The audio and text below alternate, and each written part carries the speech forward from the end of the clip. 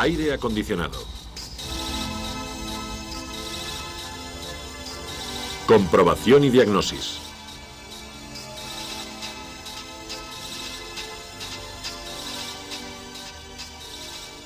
El refrigerante utilizado en los equipos de aire acondicionado es un compuesto químico que debe ser convenientemente manipulado con el fin de evitar posibles riesgos. Para ello, y para garantizar nuestra seguridad, es necesario cumplir las siguientes normas básicas. Evitar el contacto directo con el refrigerante, ya que éste puede producir congelación. Si se produce una fuga, evitar su inhalación y principalmente si éste entra en contacto con una superficie caliente, ya que se produciría la emanación de un gas altamente tóxico.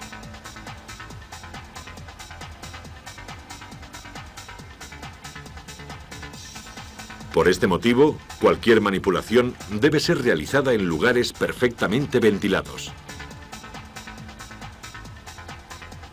A la hora de trabajar en un equipo de aire acondicionado, debemos familiarizarnos previamente con la estación de carga que vamos a utilizar.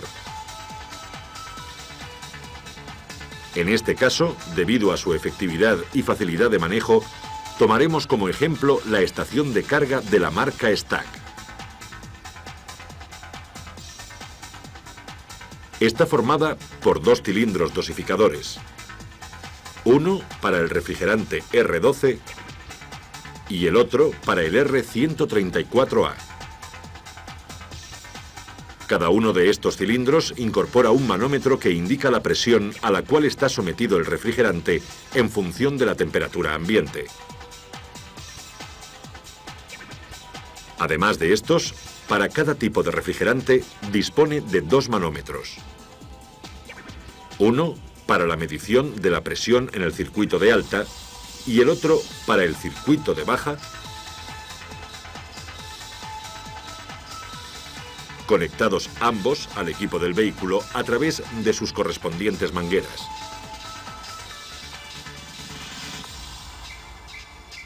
El último de los relojes de medición está conectado a la bomba de vacío y se utiliza para determinar la estanqueidad en el circuito.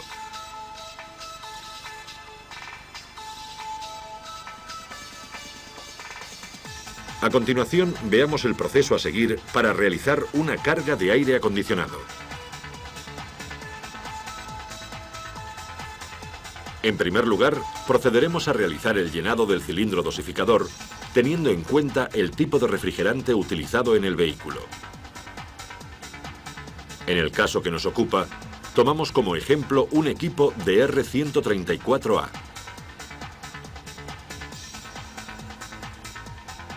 Para facilitar el llenado, podemos provocarle un vacío que además nos servirá para eliminar la humedad de su interior. Esta operación únicamente se puede realizar si el cilindro se encuentra sin refrigerante. De lo contrario, dañaríamos internamente la bomba de vacío. Después de conectar la estación de carga a la red eléctrica, abriremos las llaves de vacío y refrigerante del cilindro dosificador, situadas en el puente de manómetros,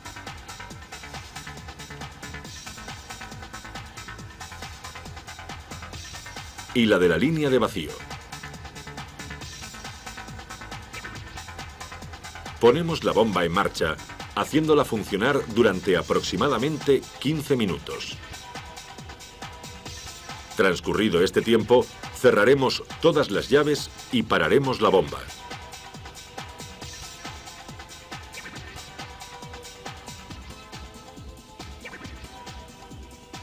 Tengamos en cuenta que para una correcta conservación de la bomba de vacío, es recomendable realizar su purgado de forma periódica. El siguiente paso consistirá en realizar la carga del cilindro dosificador. Conectaremos la manguera correspondiente a la toma inferior del cilindro y a la botella del gas.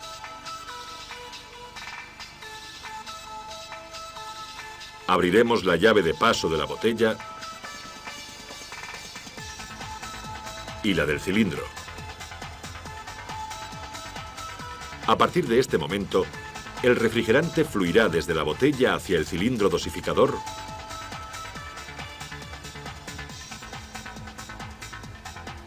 cerrando ambas llaves cuando éste contenga una cantidad superior a la necesaria para realizar la carga. Puede ocurrir que durante el llenado, la presión en el interior del cilindro se iguale a la de la botella, dificultando el paso del refrigerante. En este caso, actuando sobre la anilla de la válvula de seguridad, reduciremos la presión del cilindro, facilitando la circulación. A partir de este momento, la estación está preparada para realizar la carga del equipo del vehículo. Con el fin de conseguir su máximo rendimiento, es aconsejable extraer el refrigerante existente en el circuito. Actualmente, existen en el mercado equipos encargados de recuperar dicho refrigerante, evitando de esta forma su expulsión a la atmósfera, ya que la Ley 4/1998 del 3 de marzo prohíbe totalmente realizar esta operación. Una vez extraído el refrigerante, procederemos a realizar un vacío en el circuito para absorber de él cualquier resto de aire o humedad que se filtra con el paso del tiempo por los microporos de las mangueras y por las juntas tóricas. Conectaremos la manguera verde a la toma correspondiente del lado de baja presión y la manguera roja al de alta presión, ambas con tomas de conexión rápida. Abriremos las llaves de dichas conexiones y la de la tubería de la bomba.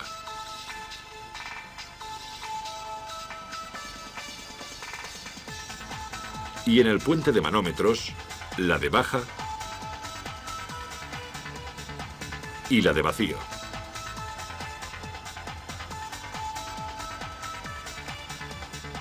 Ponemos la bomba en marcha.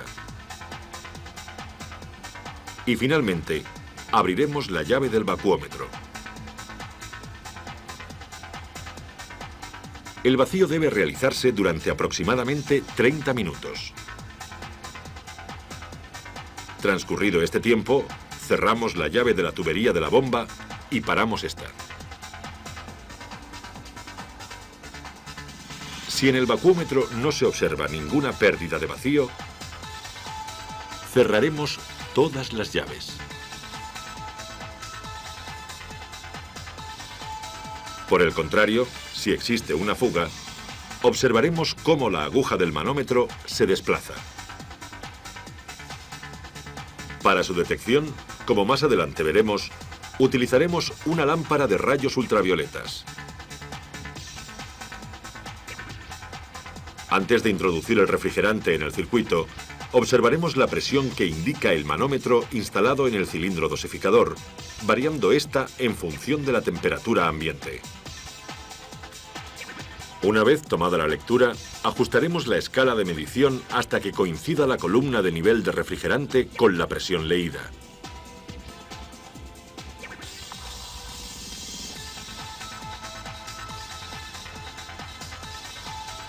Este procedimiento debemos seguirlo para saber exactamente la cantidad de refrigerante que vamos a introducir.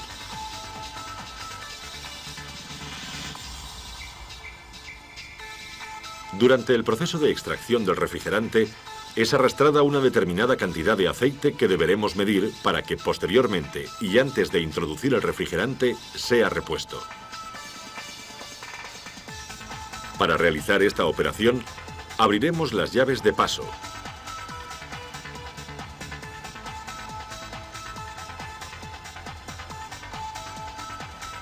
Y en el puente de manómetros, la llave de baja.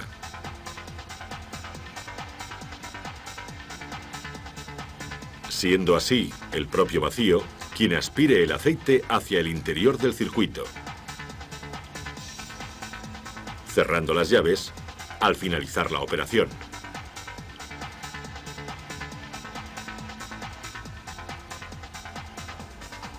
Seguidamente, abrimos las llaves del cilindro dosificador.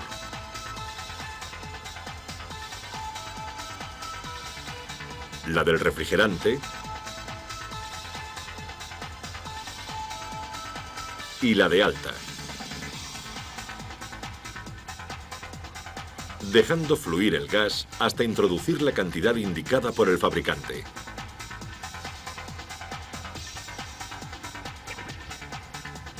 Si no es posible la entrada de todo el refrigerante debido a la igualación de las presiones del cilindro y del circuito, completaremos la carga a través del circuito de baja.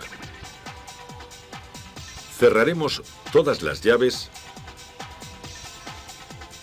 y pondremos en marcha el motor, acelerándolo a unas 1200 revoluciones por minuto. Abrimos las llaves del cilindro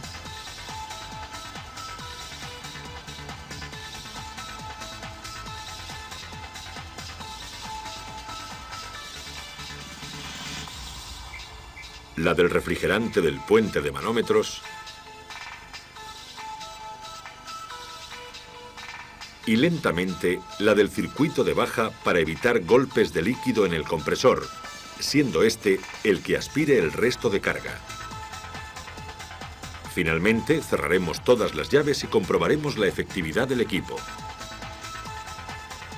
En primer lugar, mediremos la temperatura ambiente y si ésta es superior a 28 grados, colocaremos la trampilla de aire en la posición de recirculación, evitando de esta forma la entrada de aire excesivamente caliente. A continuación, introduciremos el termómetro en las rejillas centrales. Teniendo el aire acondicionado conectado y el ventilador de aireación en la posición de velocidad media, aumentaremos el giro del motor hasta aproximadamente 2000 revoluciones. Transcurridos un par de minutos, tomaremos lectura del termómetro que, dependiendo de la temperatura exterior, del equipo y de la regulación del termostato, puede ser de 2 a 4 grados para temperaturas mínimas y de 6 a 8 para máximas. Si después de realizar el control de la efectividad observamos que no se produce un buen enfriamiento, deberemos tomar lectura de los manómetros y, dependiendo de los valores, determinar la causa de su baja efectividad.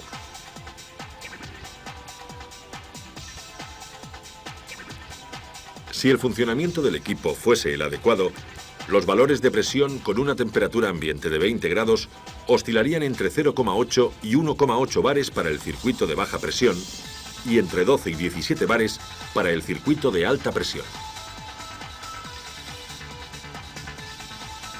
Si la presión en el circuito de baja es inferior a 0,5 bares y en el circuito de alta no supera los 8 bares, puede ser producido por falta de refrigerante. En este caso, deberemos comprobar si existe una fuga. Como mencionamos anteriormente, para detectar una fuga utilizaremos un equipo compuesto por una lámpara de rayos ultravioletas, un aditivo miscible con el aceite del compresor y con el refrigerante, el inyector de carga y, como elemento de seguridad, unas gafas de protección para los ojos. Introduciremos el aditivo en el circuito a través del inyector de carga.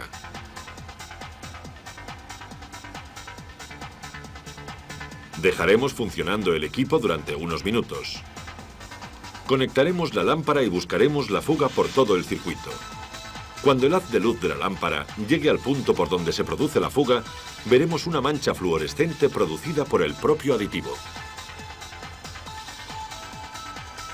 Una vez localizada y reparada la fuga, volveremos a realizar el proceso de carga, siendo recomendable introducir una ampolla de aditivo para que en un futuro, si llegase a existir otra fuga, podamos detectar fácilmente la zona afectada.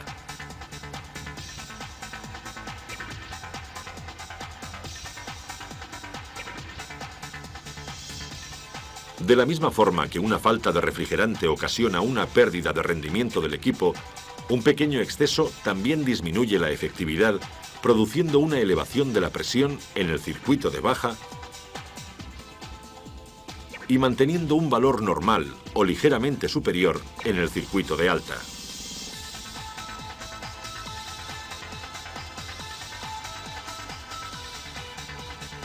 Si la presión en el circuito de baja es superior a 2,5 bares y la de alta entre 12 y 15 bares, es indicio de que la válvula de expansión se encuentra abierta o las válvulas del compresor comunicadas.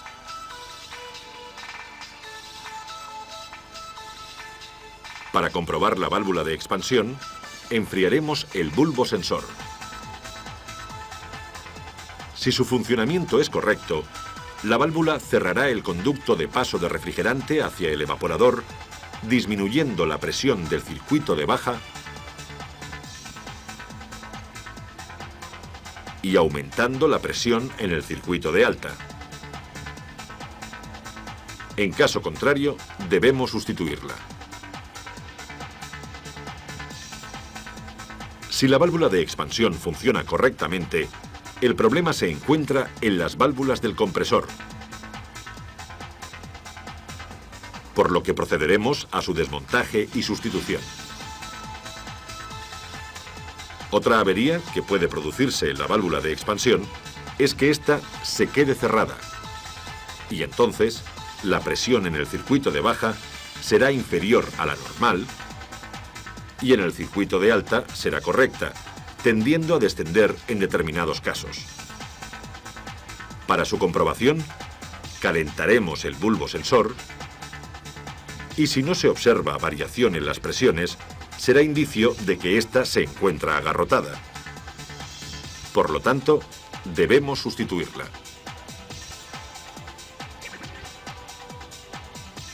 Otra de las averías que se pueden producir en el circuito es la saturación del acumulador deshidratador. En este caso, observaremos que el manómetro de baja indica una presión inferior a la normal y el manómetro de alta un valor normal o ligeramente superior. Si por el contrario el acumulador está obstruido, la presión de baja y la de alta tendrán valores elevados. Tanto si la avería es producida por saturación como por obstrucción, será necesario sustituir al acumulador.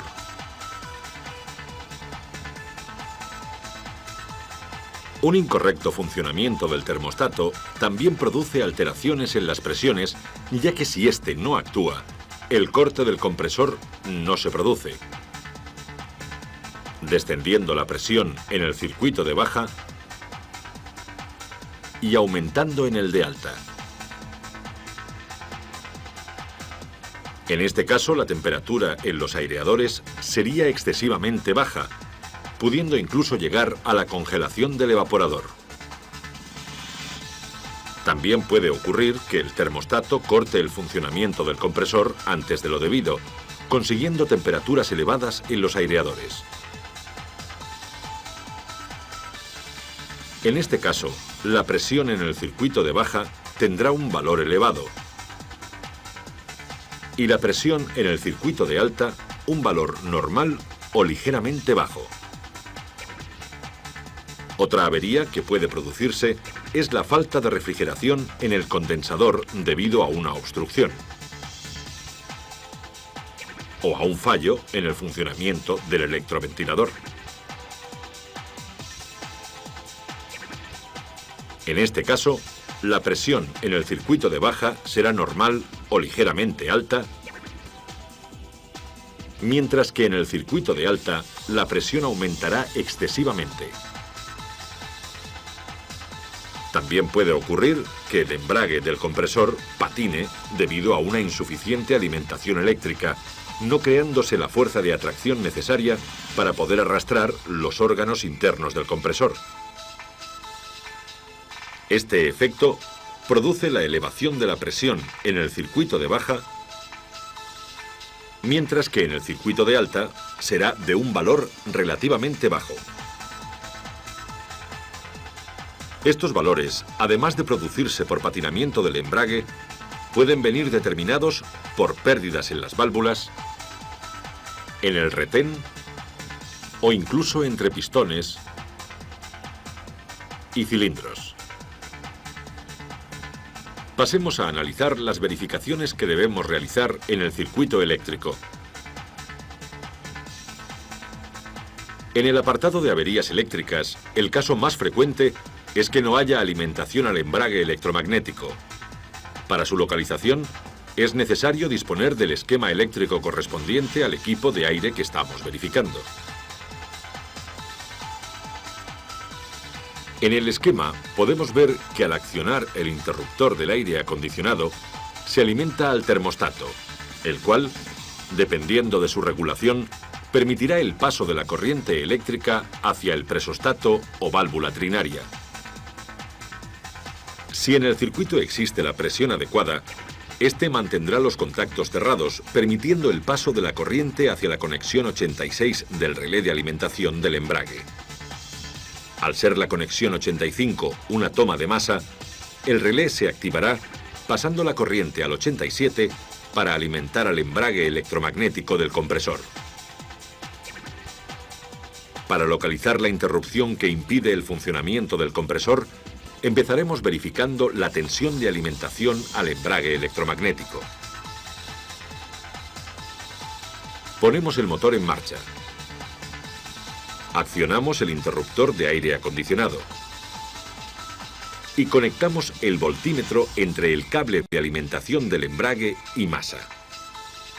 El valor de tensión obtenido debe ser igual al de la batería. Si existe tensión y las conexiones 30 y 87 son correctas, pero el embrague no actúa, deberemos sustituir el relé.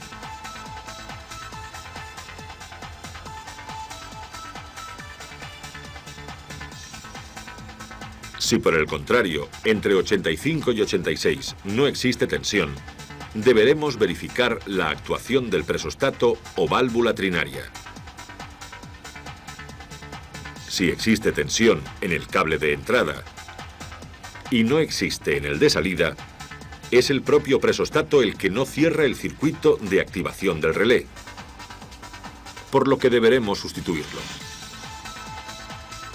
Si no existe tensión de alimentación al presostato, efectuaremos la misma verificación en el termostato, comprobando la tensión de alimentación en el cable de entrada y en el de salida. Debemos tener en cuenta que la conmutación del termostato depende de la temperatura en el evaporador, observando por tanto un funcionamiento cíclico en el cable de salida hacia el presostato.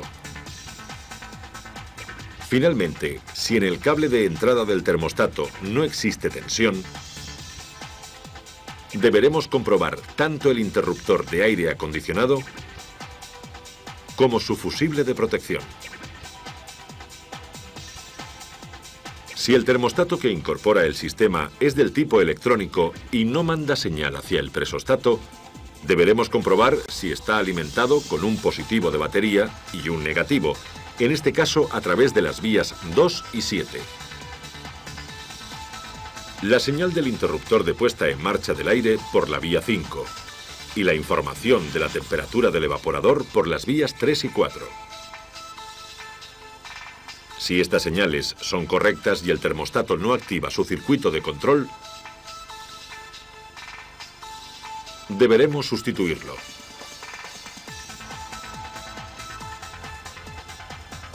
También puede ocurrir que exista alimentación eléctrica al embrague electromagnético y sin embargo este no actúe, bien porque el bobinado esté cortado o cortocircuitado. Para comprobar el bobinado, mediremos la intensidad de corriente intercalando el amperímetro en el cable de alimentación. El valor obtenido debe estar comprendido entre 3,5 y 4,5 amperios.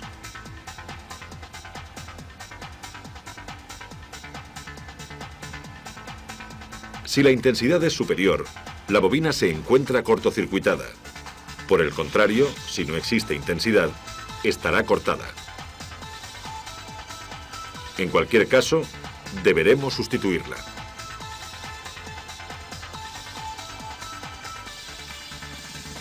Otra de las averías que se pueden producir es que el electroventilador del condensador no actúe. En este caso, realizaremos un puente entre los dos cables del conector del presostato que alimentan al relé del electroventilador. Si en ese instante se pone en marcha, el problema lo tenemos localizado en el presostato, el cual deberemos sustituir. Si por el contrario no actúa, comprobaremos la alimentación del interruptor al presostato, el relé o el propio electroventilador. Del mismo modo, puede ocurrir que el soplador del evaporador no actúe. Como vemos en el esquema, cuando accionamos el interruptor del aire, se activa el relé del soplador cerrando a masa el negativo del motor eléctrico. El positivo de alimentación es controlado por el selector de velocidades y la caja de resistencias. Comenzaremos verificando la tensión de alimentación al soplador. Si colocamos el voltímetro en su conector y no existe tensión, realizaremos un puente en el relé entre las vías 30 y 87. Si en ese instante hay alimentación, el problema lo tendremos localizado en el relé o en el interruptor. Si no existe tensión, verificaremos la alimentación que viene de la caja de resistencias reguladoras. Con el voltímetro conectado entre el cable de salida de alimentación y masa, deberemos observar un valor de tensión que dependerá de la velocidad seleccionada.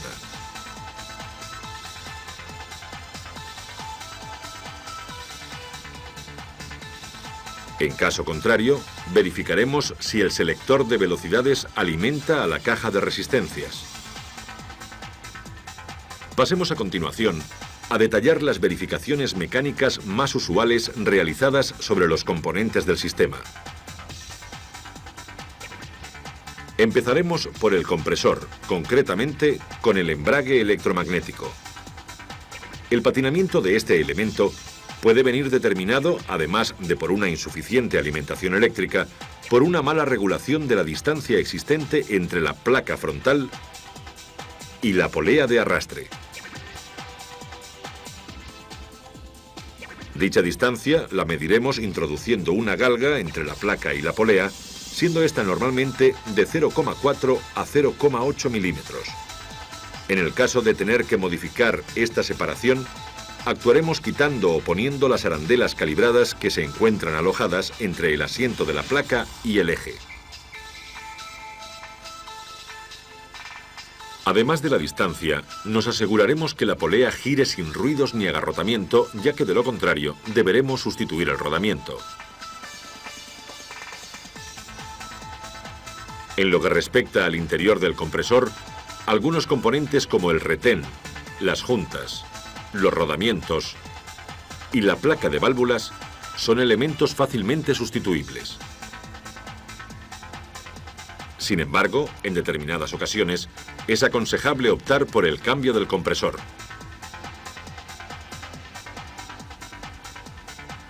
Después de una reparación en el compresor o haberse producido una fuga en el circuito, es necesaria la verificación o aporte de aceite al mismo. Esta operación la realizaremos teniendo en cuenta el ángulo de inclinación que recibe dicho compresor al montarlo sobre el vehículo. En función de este, el fabricante indicará la cantidad que deberemos agregar al compresor.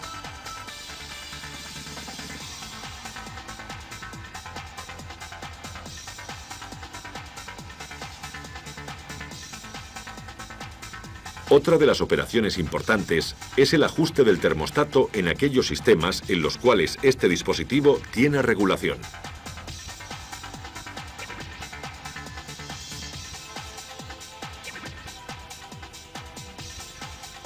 Para realizar esta operación, nos ayudaremos de un termómetro digital que colocaremos en los aireadores centrales del vehículo. Con la velocidad media del soplador seleccionada, el equipo conectado y el motor funcionando a unas 2000 revoluciones por minuto, debemos observar que la temperatura indicada por el termómetro no sea inferior a 2 grados, ya que con temperaturas más bajas se puede llegar a producir la congelación del evaporador. Para realizar esta operación, bastará con manipular el selector del termostato en uno u otro sentido de giro, según el valor reflejado por el termómetro, hasta alcanzar la temperatura adecuada.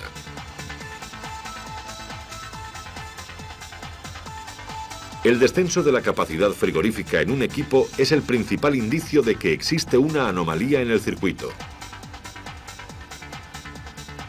Una de las comprobaciones más sencillas de realizar es la verificación de la carga a través de la mirilla que algunos equipos incorporan en el acumulador deshidratador. Cuando arrancamos el motor y conectamos el equipo, durante un periodo de 2 o 3 minutos se aprecian, debido al arranque del compresor, una serie de burbujas que posteriormente desaparecerán, dejando una imagen transparente en la mirilla. Si esto no se produce, es indicio de que al equipo le falta refrigerante. Por el contrario, también puede ocurrir que la imagen transparente se aprecie desde el arranque del compresor sin que en ningún momento aparezcan burbujas, lo que indica que el circuito está sin refrigerante. Otra avería que puede detectarse por la mirilla es la aparición de la imagen del refrigerante de una manera desordenada, siendo en este caso muy probable que la sustancia deshumidificadora del acumulador se haya separado y se encuentre recorriendo todo el circuito. La aparición junto con el refrigerante de manchas de aceite indica un exceso de este, una falta de carga o problemas internos del compresor. Ante cualquiera de las averías mencionadas anteriormente, deberemos vaciar el circuito, limpiarlo en caso de ser necesario y reparar o sustituir el elemento defectuoso. Con estas verificaciones, damos por finalizada la videoproducción de la comprobación y diagnosis de los equipos de aire acondicionado.